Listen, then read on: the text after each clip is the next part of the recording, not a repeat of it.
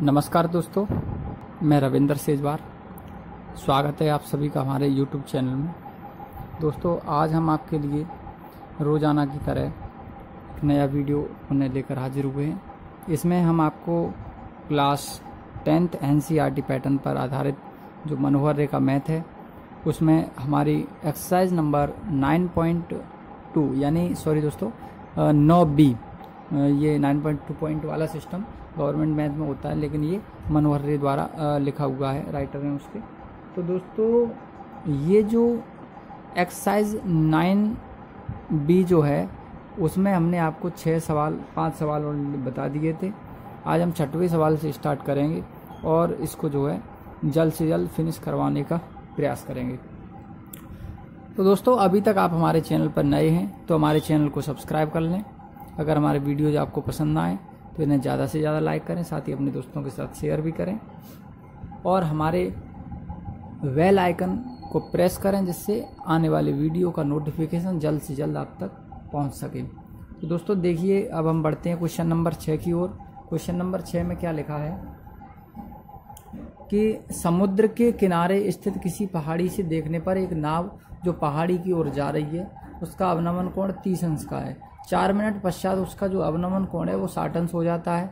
उससे किनारे तक पहुंचने में कुल कितना समय लगेगा? दोस्तों, यही सवाल, बिल्कुल यही सवाल जैसा ये 9B का 6वां क्वेश्चन है और सेम सवाल प्रश्नावली 9A का 15वां क्वेश्चन, ये दोनों यहाँ पे सेम छपे हुए हैं, यानी जो है एक ही सवाल हैं और ये 2 बार आए हैं।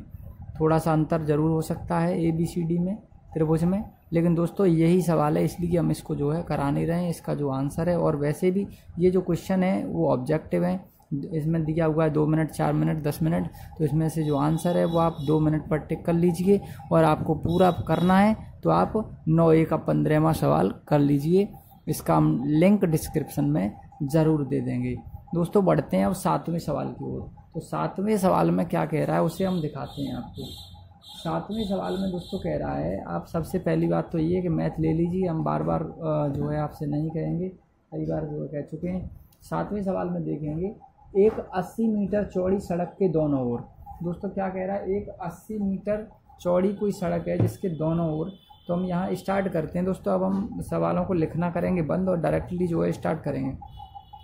एक 80 मीटर चौड़ी सड़क है कोई, तो हम कोई AB सड़क मान ले रहे हैं।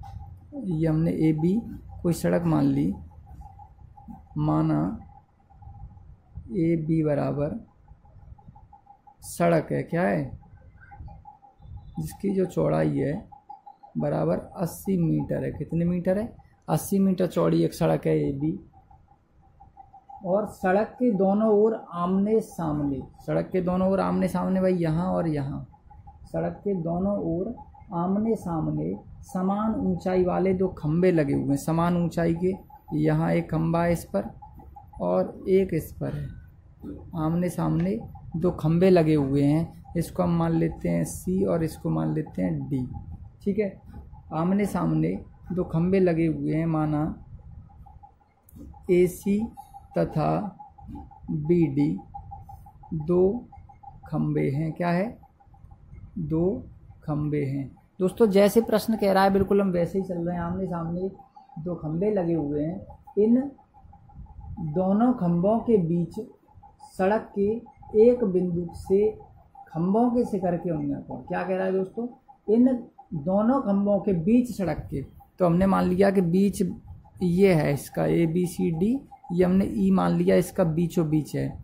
इस बीच सड़क के एक बिंदु से खंभों के शिखर के उन्नयन कोण, खंभों के शिखर के उन्नयन कोण क्रमशः 60 और 30 अंश हैं। क्रमशः कितने हैं? 60 और 30। दोस्तों बना लेते हैं हम, क्रमशः 60 और 30 अंश हैं। तो इसको 60 कर दीजिए और इसको 30 कर दीजिए, चाहे कोई कैसे भी कर लीजिए, उससे कोई फ़र्क नहीं पड़ने वाला है। इसको हमने 60 कर दिया और इसको 30 कर दिया। क्या कह रहा है, 2 खंबे हैं AC और BD, 2 खंबे मान लिए, जिनमें से एक का कोण 60 अंश है और एक का 30 अंश है। 60 और 30 अंश है। खंभों की ऊंचाई और खंभों से बिंदु की दूरी ज्ञात कीजिए। खंभों की ऊंचाई दोस्तों और खंभों के बीच की दूरी, खंभों की ऊंचाई और खंभों से बिंदु की दूरी। खंभों से बिंदु, ये जो बिंदु है वो कितनी दूरी पर है, खंभों से बिंदु की दूरी। ठीक है, तो हम मान लेते हैं, माना सड़क की चौड़ाई तो आपको पता ही है 80 मीटर है। पूरी सड़क की चौड़ाई कितनी है दोस्तों? 80 मीटर। हम मान लेते हैं, माना EB बराबर x मान लेते हैं हम, EB बराबर x, इसको हमने x मान लिया। तो ये कितनी बची दोस्तों? 80 माइनस x बची। ठीक है, कोई फर्क नहीं पड़ेगा इससे। अब हम बारी बारी से त्रिभुज में लगा देते हैं। त्रिभुज EBD में, EBD में क्या लगाएंगे दोस्तों? tan theta. हम इनकी ऊंचाई मान लेते हैं h, और दोनों समान ऊंचाई के थे तो दोनों की ऊंचाई क्या होगी? h ही होगी।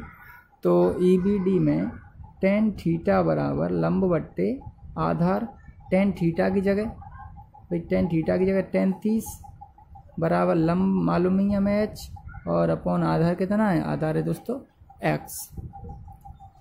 tan 30 की वैल्यू होती है 1/√3 बराबर h upon x। Cross multiply कर देंगे, क्रॉस, तो x की वैल्यू जो है वो कितनी आ जाएगी? यहाँ से जो है x की वैल्यू निकालेंगे तो √3h आ जाएगी। कितनी आ जाएगी दोस्तों? √3h। किसकी वैल्यू? x की। अगर h की निकालें, इसकी निकालें x की, तो h√3, और अगर h की निकालें तो x अपॉन √3, एक ही बात है। तो कोई फ़र्क नहीं पड़ेगा। जैसे जिस प्रकार से अगर हम h की वैल्यू यहाँ से निकालते हैं x की, तो √3h आ जाएगी। x की वैल्यू कितनी आ जाएगी दोस्तों? √3h। अब दोस्तों दूसरा त्रिभुज लगा देते हैं। तो दूसरा त्रिभुज लगाएंगे तो त्रिभुज अभी हमने लगाया था EBD, अब लगा देंगे AEC या ACE में। यहाँ देखिए आप, त्रिभुज ACE में tan थीटा बराबर लंब बट्टे आधार। अब tan थीटा की जगह हो जाएगा 60, लंब हमें पता ही है h है, और आधार दोस्तों इधर आधार कितना है वो देख लीजिए। यहाँ आधार है हमारा 80 माइनस x, कोई बात नहीं, लगा दीजिए 80 माइनस x। अब देखेंगे tan 60 की वैल्यू होती है √3h upon 80 minus x, cross multiply करेंगे तो 80 √3 माइनस √3x बराबर h। दोस्तों x की वैल्यू लगाएंगे यहाँ, तो 80 √3 माइनस √3 इंटू x की वैल्यू देखेंगे हम कितनी आई थी। यहाँ x की जो वैल्यू आई है वो आई √3h, यहाँ लगा दो। x की वैल्यू कितनी आई दोस्तों? √3h बराबर, इधर h चल ही रहा है, और इधर देख लेते हैं 80 √3 तो ये है, माइनस √3 का √3 में करें तो ये हो जाएगा 3h, और बराबर में चल रहा है h। 80 √3 बराबर दोस्तों, ये माइनस वाला जब इधर ले जाएंगे तो प्लस का हो जाएगा, तो h, और ये माइनस वाला जब इधर आएगा तो प्लस के 3h। 80 √3 बराबर h और 3h हो गए मिल करके 4h। ठीक है, 4 से ये कट जाएंगे, 4 दूनी 8 और 0, तो h बराबर आ जाएगा 20 √3। तो दोस्तों जो हमारा खंबा है, जो खंबे की बात हो रही थी, तो वो खंबा जो है 20 √3 मीटर ऊंचा हमारा खंबा आ गया। भाई खंबे की बात कर रहा था कि खंबे की ऊंचाई ज्ञात कीजिए, तो खंबे की जो ऊंचाई है वो कितनी आ गई? 20 √3 मीटर। और एक और चीज़ कह रहा था कि बिंदु की जो बीच में बिंदु था, भाई जो बिंदु था यहाँ पे, देख लीजिए एक बार, हम बैक करके बता देते हैं पलट के। ये जो बिंदु था ई सड़क के बीचों बीच में, इस बिंदु की खंभों से दूरी कितनी है? तो दूरी कितनी है? दूरी ये है x। भाई आप देख लीजिए दूरी कितनी है, x बराबर √3h आया है। तो हम खंभे की दूरी भी बता दे रहे हैं। तो बिंदु की दूरी, बिंदु की दूरी, तो x बराबर कितना आया था? √3h आया था। तो x बराबर √3 ये रहा। h की वैल्यू लगा दो कितनी है, h की वैल्यू है 20√3। तो x बराबर √3 का √3 में 3 हो जाएगा और 20 तिया 60। तो दोस्तों 60 मीटर दूरी है खंभे की एक तरफ से। कितनी दूरी है दोस्तों? एक खंभे की जो दूरी है वो है 60 मीटर, जो हमने x मानी थी वो। और दूसरी जो दूरी है, यानी ये वाली दूरी है, दूसरी वाली यानी इस खंभे से दूरी इसकी है यहाँ पर कितनी है, यानी BD खंभे से दूरी जो है वो है 60 मीटर, जो हम निकाल चुके हैं। और इधर से देखेंगे, AC से देखेंगे तो ये है BD खंभे से दूरी। अब हम AC खंभे से दूरी देखेंगे, AC खंभे से दूरी। तो AC खंभे से दूरी जो थी वो थी 80 - x, यानी 80 - 60 बराबर कितनी बची? 20 बची दोस्तों। तो दोस्तों इस खंभे से जो दूरी है बिंदु की वो है 20 मीटर, और इधर से दूरी है वो है आपकी 60 मीटर। तो सरल है दोस्तों, ऐसी कोई खास बात नहीं है इसमें। आपका 7वां क्वेश्चन भी हो गया। आप हमें कमेंट करके ज़रूर बताएं कि जो है क्वेश्चन आपके समझ में आया कि नहीं आया। इसके बाद हम बढ़ते हैं 8वें क्वेश्चन की ओर। ठीक है, हम 8वां क्वेश्चन बताते हैं दोस्तों। अब एक चीज़ समझ लीजिए आप, अब हम क्वेश्चन नहीं लिखेंगे, अब जो है आपको अपने आप ही समझना है। डायरेक्टली स्टार्ट करेंगे हम। 8वें क्वेश्चन में क्या कह रहा है? एक नहर के एक तट पर टीवी टावर, एक नहर के एक तट पर टीवी टावर लगा है। भाई टीवी टावर हम बना देते हैं, AB हमारा कोई टीवी टावर है। ठीक है, ये हमारा टावर क्या है? टावर है। माना AB बराबर क्या है? टीवी टावर है। AB क्या है? TV tower. आगे और पढ़ते हैं। एक नहर के एक तट पर एक टीवी टावर ऊर्ध्वाधर खड़ा है। दोस्तों ऊर्ध्वाधर खड़ा कर दिया। टावर के ठीक सामने दूसरे तट के एक अन्य बिंदु से, टावर के ठीक सामने दूसरे तट, भाई नहर है ये, क्या है? एक नहर का तट है। मान लो ये नहर है हमारी, तो एक तट पर ये टीवी टावर है। और आगे पढ़ते हैं। टावर के ठीक सामने नहर के दूसरे तट के एक अन्य बिंदु से टावर के शिखर का उन्नयन कोण, दूसरा तट है ये, यहाँ से कोई देख रहा है भाई शिखर को, तो शिखर का जो उन्नयन कोण बन रहा है वो बन रहा है 30 अंश। ठीक सामने दूसरे तट के एक अन्य बिंदु से टावर के शिखर का उन्नयन कोण 60 अंश है। क्या कह रहा है दोस्तों? 60 अंश है। 30 नहीं कह रहा है, 60 अंश है। इसी तट पर इस बिंदु से 20 मीटर दूर, इस बिंदु से 20 मीटर दूर, भाई इस बिंदु से हम 20 मीटर दूर और चले आए, ABC मान लो इसे, और इसे D मान लो, 20 मीटर दूर, और इस बिंदु को मीनार के पाद से मिलाने वाली रेखा पर स्थित एक अन्य बिंदु से टावर के शिखर का उन्नयन कोण 30 अंश है। फिर दोस्तों क्या कह रहा है? ये सीधी सीधी बात ये है इसकी कि हम एक बार पूरे सवाल को रिपीट कर देते हैं।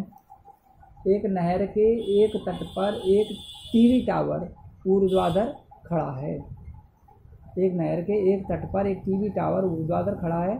टावर के ठीक सामने दूसरे तट के एक अन्य बिंदु से, टावर के ठीक सामने दूसरे तट के एक अन्य बिंदु से टावर के शिखर का उन्नयन कोण 60 अंश है। इसी तट पर इस बिंदु से 20 मीटर दूर और इस बिंदु को मीनार के पाद से मिलाने वाली रेखा पर स्थित एक अन्य बिंदु से टावर के शिखर का उन्नयन कोण 30 अंश है। टावर की ऊंचाई और नहर की चौड़ाई ज्ञात कीजिए भाई। इससे दूसरा बिंदु जब 20 मीटर दूरी पर और चला है, यानी कोई और बिंदु है, उससे देखने पर जो उन्नयन कोण है वो 30 अंश है। समझ लीजिए ये कोई नहर थी, यहाँ कोई टावर था, टावर की ऊंचाई h मान लेते हैं, कोई टावर था, एक दूसरे तट पर कोई व्यक्ति खड़ा है, बिंदु है, उससे देखा तो 30 अंश है। उससे जब आगे 20 मीटर और बढ़ गए तो सॉरी पहले 60 है, उससे जब आगे और बढ़ गए तो जो है 30 अंश रह जाता है। तो नहर की चौड़ाई ज्ञात कीजिए और खंभे की ऊंचाई ज्ञात कीजिए। दोस्तों देखिए हम ज्ञात करते हैं कैसे। तो सीधा सीधा हम एक काम कर लेते हैं, हम इसको AC को x मान लेंगे। AC को क्या मान लेंगे? x। तो त्रिभुज ABC में tan थीटा बराबर लंब बट्टे आधार, तो tan यह 60, लंब की वैल्यू है h, आधार की वैल्यू हमने x मान ली कि tan 60 की वैल्यू होती है √3 बराबर h/x। तो x की वैल्यू जब निकालेंगे यहाँ से तो x बराबर h/√3 ये आ जाएगी, या फिर हम h बराबर भी निकाल सकते हैं √3x। तो दो चीज़ें हमें मिली यहाँ से, जिसकी हमें ज़रूरत पड़ेगी उसको जो है निकाल लेंगे। तो दोस्तों इसके बाद हम और बढ़ेंगे, अब दूसरा त्रिभुज लगाएंगे ABD पूरा बड़ा वाला। तो यहाँ हम जो है दूसरा त्रिभुज भी लगा के आपको दिखा देते हैं। त्रिभुज ABD में वही लगाएंगे tan थीटा बराबर लंब बट्टे आधार। tan थीटा की जगह दोस्तों अब 60 की जगह 30 हो जाएगा, लंब हमारा वही है h, आधार लेकिन चेंज होगा। देखिए कैसे आधार ऐसे चेंज होगा कि ABD भाई पूरा बड़ा त्रिभुज ले रहे हैं, तो आधार क्या है यहाँ से यहाँ तक पूरा, तो 20 + x इसका आधार होगा, लंब हमारा वही है h। ठीक है, तो अब हम आधार की जगह क्या कर देंगे? आधार की जगह हम कर देंगे 20 +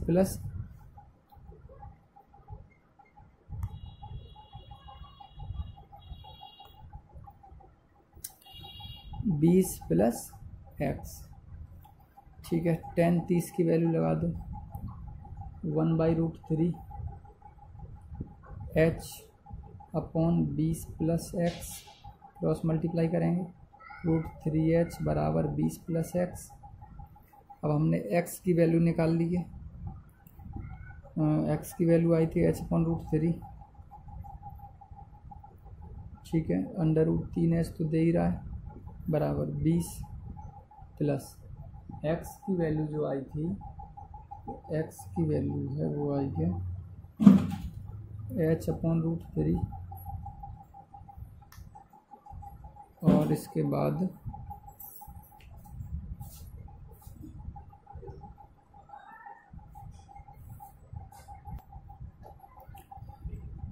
तो h को h वाले के पास ले चलेंगे, या एक काम करते हैं h/√3 को इधर ले आएंगे। ठीक है, तो ये प्लस वाला माइनस का हो जाएगा, h/√3 = कितना है? 20 है। अब इधर गुणा करेंगे, हल करेंगे इसको, तो √3 का √3 में तो 3h माइनस बगल में क्या लिखा है h, बट्टे में कितना है √3 = 20। दोस्तों अब इधर करते हैं हम, क्योंकि ऐसे लंबा लंबा हो जाएगा, 3h में से एक h जाएगा तो 2h बचेगा, 2h/√3 हो जाएगा = 20। 2 से ये कट जाएगा 10 बार, तो h बराबर जो होगा वो 10, और ये इधर √3। ये दोस्तों h की वैल्यू आई यहाँ पे, किसकी आ गई? h की वैल्यू। तो h की वैल्यू जो आई वो कितनी आई? 10√3 मीटर। जो h की वैल्यू हमें प्राप्त हुई वो 10√3 मीटर प्राप्त हुई, यानी ये जो h था वो क्या था? टीवी टावर था। तो टीवी टावर की ऊंचाई जो हमें प्राप्त हो गई वो हो गई 10√3 मीटर। दोस्तों अब क्या बचा? अब नहर की चौड़ाई बची। क्या बचा दोस्तों? नहर की चौड़ाई। ठीक है, नहर की चौड़ाई हमने क्या माना था? x माना था। ठीक है, x को भी निकाल देते हैं। तो जो हमने यहाँ मान निकाला था वो निकाला था h बराबर या x बराबर h/√3। तो यहाँ x बराबर h/√3।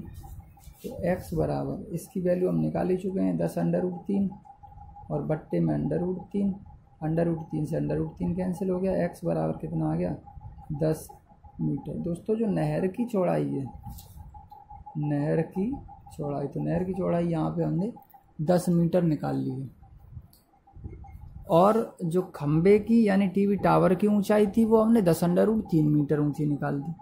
उम्मीद करते हैं ये क्वेश्चन भी आपको बहुत आसानी से समझ में आया होगा। बढ़ते हैं अगले क्वेश्चन की ओर। दोस्तों देखिए क्वेश्चन नंबर 9, इसको हमने पूरा लिख दिया है क्योंकि जब लिखते नहीं तो आपके समझ में कुछ नहीं आता, और हमें मालूम है कि अभी तक आप अपना मैथ लेके ही नहीं बैठे हो।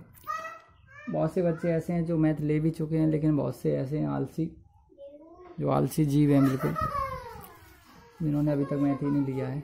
चलिए कोई बात नहीं, उनके लिए हमें मेहनत जो है जी तोड़ के करनी पड़ेगी, जी तोड़ मेहनत करनी पड़ेगी उनके लिए, क्योंकि वो बहुत ही आलसी हैं। चलिए उनका आलस ख़त्म तो हो जाएगा जब बोर्ड परीक्षा में बैठेंगे तब। शुरू करते हैं हम। 1.2 मीटर लंबी एक लड़की भूमि से 88.2 मीटर की ऊंचाई पर, भूमि से 88.2 मीटर की ऊंचाई पर एक क्षैतिज रेखा में हवा में उड़ रहे गुब्बारे को देखती है।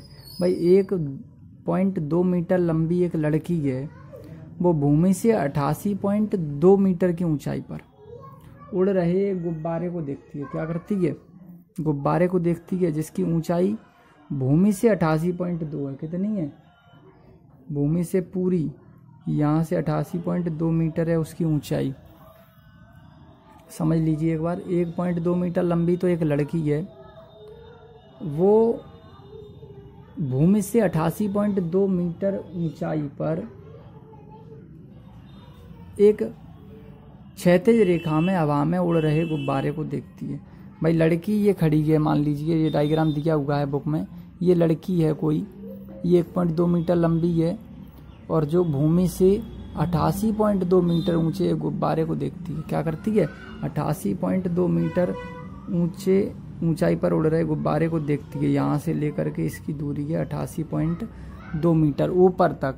लड़की जो खड़ी है वो भूमि से 88.2 मीटर ऊंचाई तक उड़ रहे गुब्बारे को देखती है। ठीक है, यहाँ तक क्लियर हो गया। किसी भी क्षण लड़की की आंख से गुब्बारे का उन्नयन कोण 60 अंश है। भाई उस समय जब 88.2 मीटर की ऊंचाई पर लड़की गुब्बारे को देख रही है, उस समय जो उन्नयन कोण है इस त्रिभुज का, पहले ये कुछ नहीं है, इधर का सिस्टम नहीं है, पहले इस तरफ का कुछ नहीं है, केवल इतना है दोस्तों। यहाँ से क्या कर रही है एक लड़की, 1.2 मीटर ऊंची लड़की है लंबाई की, और वो लड़की भूमि से 88.2 मीटर की ऊंचाई पर एक उड़ रहे गुब्बारे को देखती है, तब उसका जो उन्नयन कोण है वो है 60 अंश। ठीक है, अब हम बढ़ते हैं आगे। कुछ समय बाद उन्नयन कोण 60 से घटकर 30 अंश हो जाता है। कुछ समय बाद, भाई गुब्बारा थोड़ी देर बाद, अभी गुब्बारा कहाँ था? यहाँ था। ठीक है, अब कुछ समय बाद गुब्बारा यहाँ से उड़ करके यहाँ पहुँच गया। ठीक है दोस्तों, कहाँ पहुँच गया? अब यहाँ। अब हमने देखा कि अब जब गुब्बारा यहाँ है तब उसका जो उन्नयन कोण है वो रह जाता है घटकर 30 अंश। कितना रह जाता है? 30 अंश। भाई पहले हमने केवल ये डायग्राम बनाया था जब लड़की 1.2 मीटर ऊंचाई की यहाँ थी, 88.2 मीटर ऊंचाई पर उड़ रहे गुब्बारे को देख रही थी 60 अंश के कोण पर। लेकिन गुब्बारा जब उड़कर यहाँ पहुंच गया तब लड़की ने उस कोण को देखा तो वो निकला 30 अंश। तो गुब्बारे द्वारा चली गई दूरी ज्ञात कीजिए। ये हमें ज्ञात करना है, गुब्बारा यहाँ से उड़ करके कितनी दूरी यहाँ पहुँच गया, ये चीज़ हमें ज्ञात करनी है। तो दोस्तों बारी बारी से हम त्रिभुज लगा देते हैं। त्रिभुज ए सी और बी में। ठीक है, ए सी बी में। एक चीज़ पर और समझ लीजिए, यहाँ पे यहाँ क्या है, ये इतनी ऊंची तो लड़की है, 88.2 भूमि से लेकर यहाँ तक की थी, तो 88.2 में से हमें लड़की की पहले निकालनी पड़ेगी। तो दोस्तों यहाँ पे देखेंगे हम बी सी दूरी, बी सी दूरी बराबर 88.2 और -1.2, ये दूरी जब हम निकालेंगे तो ये बचेगी 87 मीटर। तो दोस्तों यहाँ से यहाँ तक की जो ऊंचाई हुई वो हुई 87 मीटर। कितनी हुई? 87। क्योंकि भाई लड़की भूमि से खुद भी तो ऊंची है 1.2, उसने यहाँ से यहाँ तक की दी है। त्रिभुज हमारा ये बन रहा है, तो लड़की की तो हटा दो भाई, लड़की की तो हटा दो, यहाँ से थोड़ी बनेगा, त्रिभुज बनेगा यहाँ से, तो 87 बची। ठीक है, त्रिभुज ए बी सी में ए बी सी में टेन थीटा बराबर लंब बट्टे आधार। तो टेन थीटा, थीटा की जगह है हमारा 60 अंश, लंब देखेंगे कितना है, लंब रह गया अब 87, ठीक है 87 कर दो, बट्टे आधार। दोस्तों आधार की बात आई अब यहाँ। अब त्रिभुज में हमें आधार नहीं दिया था, पहले आधार हमें नहीं दिया था, तो हम आधार देखेंगे। तो देखिए दोस्तों, आधार नहीं दिया है तो इसको या तो कुछ मान ले रहे हैं और या फिर सीधा सीधा हम इसको जो है AC ही रहने देते हैं। बताइए क्या करें, मान लेते हैं हम इसको। तो इसको x मान लीजिए और दूसरे वाले को फिर यहाँ से यहाँ तक को जो है कुछ और मान लेंगे, तो x + y हो जाएगा पूरा। और या फिर अगर ऐसे ना करें तो जैसा है AC वैसा का वैसा रहने दीजिए आप, जैसा सही लगे वैसा, हमें कोई प्रॉब्लम नहीं है। आप जो मानना चाहें उसको आप आसानी से मान सकते हैं। तो हम तो ये कह रहे हैं कि AC है तो AC रहने दीजिए आप। चलिए AC tan 60 की वैल्यू होती है √3 बराबर 87 बट्टे AC। दोस्तों AC की वैल्यू निकालेंगे तो AC यहाँ आ जाएगा, √3 नीचे जाएगा, AC बराबर 87 बट्टे √3। ये तो वैल्यू आ गई दोस्तों किसकी, AC की। चाहो तो आप √3 का ऊपर नीचे गुणा भी कर सकते हो। अब हम दूसरे त्रिभुज में देखेंगे, त्रिभुज AED में क्या देखेंगे दोस्तों, त्रिभुज AED में वही लंब बट्टे आधार। देखिए दोस्तों, तो दोस्तों देखिए अब हम कौन सा त्रिभुज लगाएंगे, त्रिभुज AED में क्या करेंगे, लंब बट्टे आधार करेंगे। तो देखिए यहाँ पे हमने वही लिख लिया है, त्रिभुज AED में tan थीटा बराबर लंब बट्टे आधार। अब हम लंब पे नजर डालेंगे तो लंब तो हमारा वही है और थीटा हमारा घट गया, 33 हो गया। लंब हमारा वही है 87, क्योंकि गुब्बारा ज़्यादा ऊंचा नहीं उड़ा है, उतना का उतना ही। आधार की बात करेंगे दोस्तों, आधार समझ लीजिए थोड़ा सा यहाँ पे आधार। अब त्रिभुज हमने लगाया AED, तो आधार हमारा कितना हो गया, पूरा हो गया आधार AE। भाई आधार तो पूरा होगा ना, ठीक है। ये त्रिभुज था तो इसमें AC लगाया था आधार, ये त्रिभुज है तो पूरा AE लगा देंगे। तो यहाँ पे हम क्या कर देंगे AE, ठीक है। इसके बाद 33 की वैल्यू होती 1/√3 बराबर 87 बट्टे AE। AE की वैल्यू निकालेंगे तो AE बराबर आ जाएगा 87√3। ये AE की वैल्यू आ गई। तो दोस्तों हमें दोनों दूरियां मिली, कौन कौन सी मिल गई हमें, एक तो पूरी दूरी मिल गई AE ये वाली। भाई पूरी दूरी हमें कितनी मिल गई, ये पूरी दूरी जो मिली हमें वो मिली 87√3। ये AE यहाँ से लेकर और यहाँ तक, ठीक है दोस्तों 87√3। और ये AC जो दूरी मिली वो हमें मिली 87 बट्टे √3।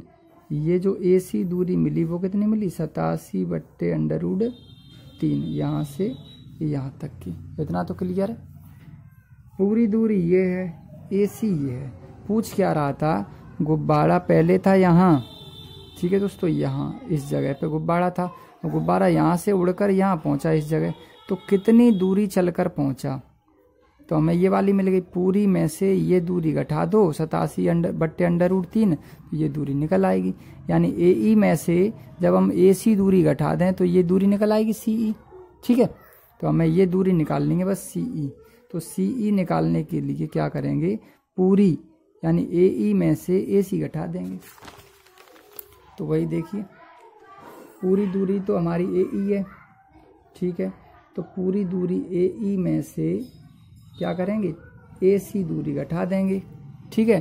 तो जो हमारी दूरी है गुब्बारे वाली CE दूरी निकल आएगी। एक बार देखिए आप, फिर दोबारा से हम आपको दिखा दें। CE निकालनी है तो CE बराबर क्या करेंगे, पूरी में से AC घटाएंगे तो AE माइनस AC, हमें दोनों के मान पता ही है।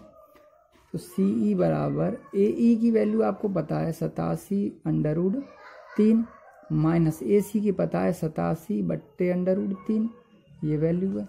तो CE बराबर गुणा करेंगे इधर तो 87 × 3 माइनस 87 बट्टे √3, ऐसे ही है दोस्तों, ठीक है, कोई दिक्कत नहीं है। यहाँ से हम 87 कॉमन ले लेते हैं, चलिए सरल रूप में बताते हैं। 87 यहाँ से कॉमन ले लेंगे तो 87 ये हो गया, बचा क्या 3 माइनस 1 बचा, नीचे √3। अब 3 में से 1 जाएगा तो कितना बचेगा दोस्तों? CE बराबर 87 इंटू कितना बचा? 2 बचा। 3 माइनस 1 क्या बचा? 2 बचा, और बट्टे में √3, इतना ही। ठीक है, 87 दूनी कितना होता है वो देख लीजिए। CE बराबर क्या करेंगे हम? 87 का गुणा 2 में कर देंगे। ठीक है, या ऐसे कर लीजिए आप, इसमें √3 का ऊपर नीचे गुणा कर दीजिए। √3 का ऊपर नीचे जब गुणा करेंगे तो क्या आ जाएगा वो आप देखिए ध्यान से। ऐसा ही रहने दो आप। 87 इंटू 2 और इंटू √3 और बट्टे में 3, इतना। ठीक है, इससे ये कट रहा है तो कट रहा है तो देख लो, 3 दूनी 6 और 3 में 27, तो CE बराबर 29 दूनी 58 और √3 मीटर। तो दोस्तों CE आ गई, यानी गुब्बारा एक जगह से दूसरी जगह उड़ा तो उसने 58 √3 मीटर दूरी कवर की, यानी तय कर ली। तो दोस्तों उम्मीद करते हैं आपको ये क्वेश्चन भली भांति समझ में आ गया होगा। अगर फिर भी कोई परेशानी आती है तो आप हमारे कमेंट बॉक्स में ज़रूर कमेंट करें, तो हम आपकी परेशानी को जो है हल करने का पूरा प्रयास करेंगे। दोस्तों देखिए, ये इस प्रश्नावली का अंतिम क्वेश्चन है। इसके बाद प्रश्नावली पूर्ण रूप से फिनिश हो जाएगी, यानी चैप्टर नंबर 9 और 8 दोनों ही पूर्ण रूप से फिनिश हो जाएंगे। तो दोस्तों ये अंतिम प्रश्न है, और अंतिम प्रश्न को आप बहुत ही बारीकी से समझना। एक सीधा राजमार्ग है, एक सीधा राजमार्ग बना लेते हैं हम। एक सीधा राजमार्ग है, एक मीनार के पाद तक जाता है। सीधा राजमार्ग कहाँ तक जा रहा है? एक मीनार के पाद तक। ये कोई मीनार है AB। ठीक है दोस्तों, AB एक मीनार है, और ये सीधा राजमार्ग मीनार के पाद तक जाता है। मीनार के शिखर पर खड़ा एक आदमी, यहाँ पर कोई आदमी खड़ा है भाई, मीनार के शिखर पर खड़ा एक आदमी कार को 30 अंश के अवनमन कोण पर देखता है। भाई यहाँ कोई कार है, कार जा रही है इधर मीनार की तरफ। AB इसको C मान लेते हैं, कार मीनार की ओर जा रही है। ये जो आदमी खड़ा है B, ये मीनार से कार को देखता है, तो उसका जो अवनमन कोण बनता है दोस्तों वो 30 अंश का बनता है। कितना बनता है? 30 अंश का। तो ये अवनमन है, तो यहाँ से एकांतर से ये भी जो है ये उन्नयन कोण इसका कितना बन जाएगा? 30 अंश। ये 30 है तो ये भी 30 होगा। ठीक है, अवनमन कोण 30 अंश पर दिखता है, जो कि मीनार के पाद की ओर एक समान चाल से जाता है। एक कार है, मीनार की ओर समान चाल से जा रही है। 6 सेकंड पश्चात क्या होगा? कार का जो अवनमन कोण होगा, मान लीजिए 6 सेकंड पश्चात कार आ गई हमारी यहाँ पे। व्यक्ति ने कार का फिर देखा दोबारा, तो वो अवनमन कोण हो गया अब 30 से 60 हो गया। कितना हो गया? 60। तो ये भी अब कितना हो जाएगा? 60 हो जाएगा, क्योंकि एकांतर से ये 60 हो गया। ठीक है, 60 अंश हो जाता है। तो इस बिंदु से मीनार के पाद तक पहुंचने में कार द्वारा लिया गया समय। भाई इस बिंदु से मीनार, देखिए इस बिंदु से मीनार के पाद तक पहुंचने में कार द्वारा लिया गया समय, यहाँ से यहाँ तक पहुंचने में लिया गया समय। भाई यहाँ से यहाँ तक लग रहे थे इसको 6 सेकंड। ठीक है, अब यहाँ से यहाँ तक पहुंचने में कितना समय लगेगा वो चीज़ हमें निकालनी है। देखिए आप, चलिए हम बारी बारी से जो है क्या करेंगे, इसको लगा देते हैं। ऊंचाई को h मान लेते हैं, मीनार की ऊंचाई माना AB बराबर क्या है? मीनार है, जिसको हमने क्या मान लिया? h मान लिया। ठीक है, लगा दी। बारी बारी से त्रिभुज लगाने हैं, कुछ नहीं करना हमें। तो त्रिभुज ABD में, त्रिभुज ABD में tan थीटा बराबर लंब बट्टे आधार। लंब कितना है? h है, तो tan थीटा की जगह कितना चल रहा है? 60 है। यहाँ ABD लिया है, लंब h है, और आधार हमें निकालना है। दोस्तों आधार को हम AD मान लेते हैं। चलिए ठीक है, या x मान लीजिए, जो भी मानना हो आपको मान लीजिए, कोई ऐसी खास बात नहीं है इसमें। tan 60 की वैल्यू अगर हम देखना चाहें, tan 60 की वैल्यू होती है √3 बराबर h/AD। AD की वैल्यू अब यहाँ से निकालेंगे तो ये नीचे आ जाएगा, तो h/√3 हो जाएगा। ये आ गई दोस्तों AD की वैल्यू। ठीक है, और आगे बढ़ते हैं। इसके बाद त्रिभुज ACB में, त्रिभुज सी बी में। इसमें वही टेन थीटा बराबर लंब बट्टे आधार, दोनों में सेम ही रहेगा। तो टेन थीटा की जगह अब हो जाएगा 30 अंश। लंब पे नज़र डालिए, लंब तो आपका वही है एच। आधार दोस्तों, अब आधार की बात करें हम, आधार हम पूरा आधार देखते हैं भाई। ए बी सी जब त्रिभुज पूरा चल रहा है तो पूरा आधार होगा ए सी। क्या होगा? ए सी आधार होगा पूरा पूरा। ठीक है, ध्यान दीजिए, क्या आधार हो जाएगा? ए सी हो जाएगा। तो ए सी 10-30 की वैल्यू लगा दीजिए, 1/√3 और बराबर H/AC। दोस्तों एक चीज़, अब यहाँ से हम ए सी की वैल्यू निकालें तो ये भी जो है H/√3 आ जाएगी। क्या आ जाएगी? H/√3। तो यहाँ देखेंगे हम ए सी की जब वैल्यू निकालेंगे तो ए सी की जो वैल्यू आएगी वो हमारी आएगी H/√3। तो देखिए इसके बाद क्या करेंगे हम, तो देखिए दोस्तों यहाँ से ए सी की वैल्यू जब हम निकालेंगे तो वो आ जाएगी √3H। ए सी बराबर कितना आ जाएगा? √3H।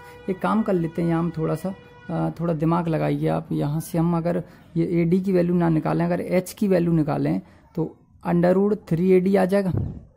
एच की वैल्यू अगर हम निकालें तो हम यहाँ निकाल के दिखा देते हैं आपको। एच की वैल्यू यानी नीचे एक मान के क्रॉस मल्टीप्लाई करें तो एच बराबर क्या आ जाएगा? √3AD। एच बराबर √3AD। ठीक है, इसको हम समीकरण फर्स्ट नाम दे देते हैं। ठीक, ऐसे ही अगर हम इधर निकालें, एच की वैल्यू निकालें तो एच की वैल्यू कितना आएगा?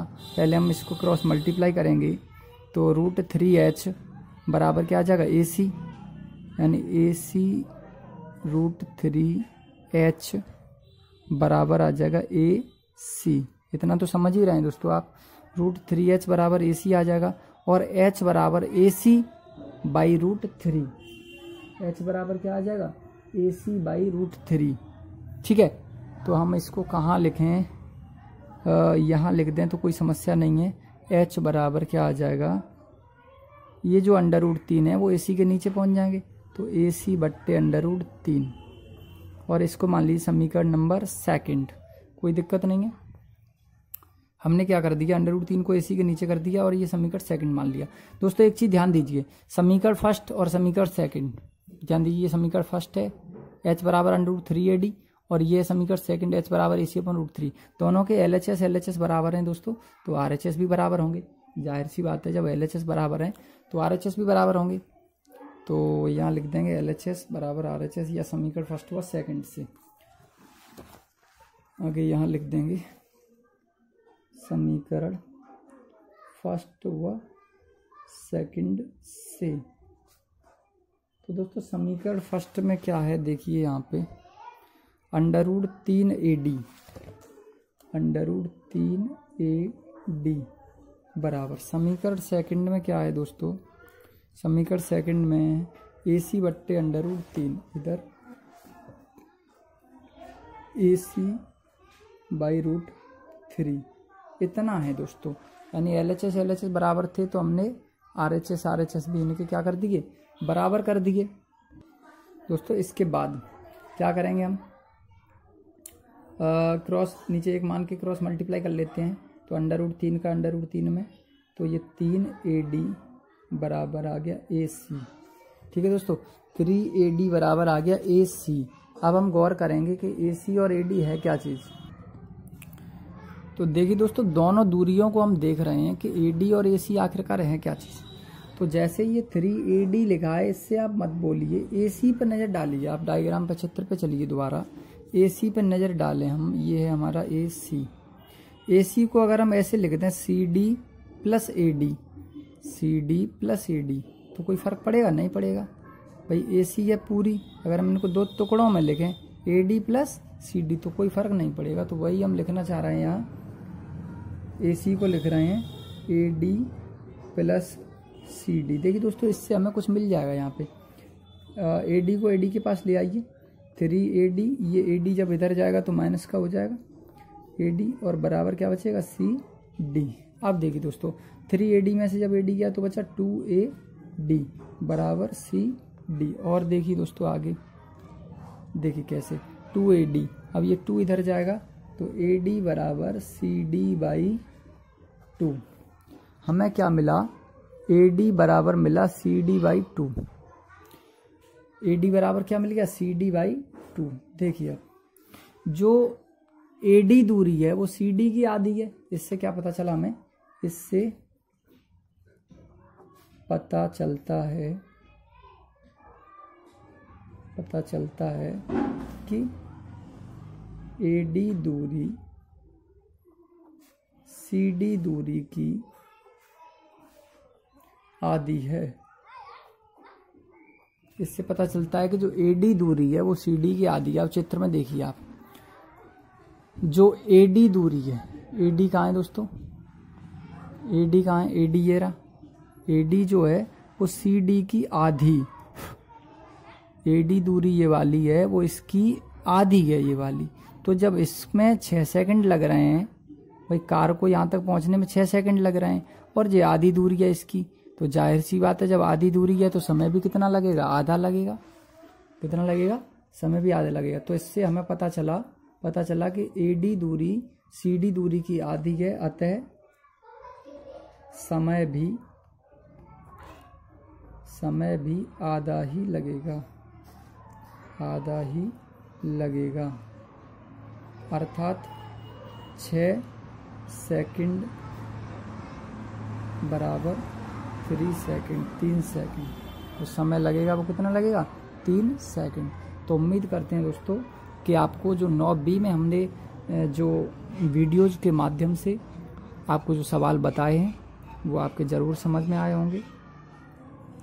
फिर भी दोस्तों अगर हम कोई जो है किसी भी सवाल में अगर हमने कोई भूल से मिस्टेक कर दी हो तो आप हमें जो है क्षमा कीजिएगा, या हमें आप उसका जो है कमेंट बॉक्स में आप कमेंट करके भी बता सकते हैं कि सर ये मिस्टेक्स हुआ है, तो हम उसको ज़रूर सुधारने का प्रयास करेंगे, उसको ज़रूर सुधारेंगे दोस्तों।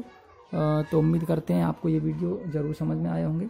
अगर हमारे वीडियोज आपको पसंद आए तो वीडियोज को ज़्यादा से ज़्यादा लाइक करें, साथ ही अपने दोस्तों के साथ शेयर करें एवं सब्सक्राइब भी करें। साथ ही बेल आइकन का बटन भी प्रेस करें, जिससे आने वाली वीडियो के हर एक अपडेट से आप जल्द से जल्द अपडेट हो सकें। तब तक के लिए नमस्कार, जय हिंद, जय भारत।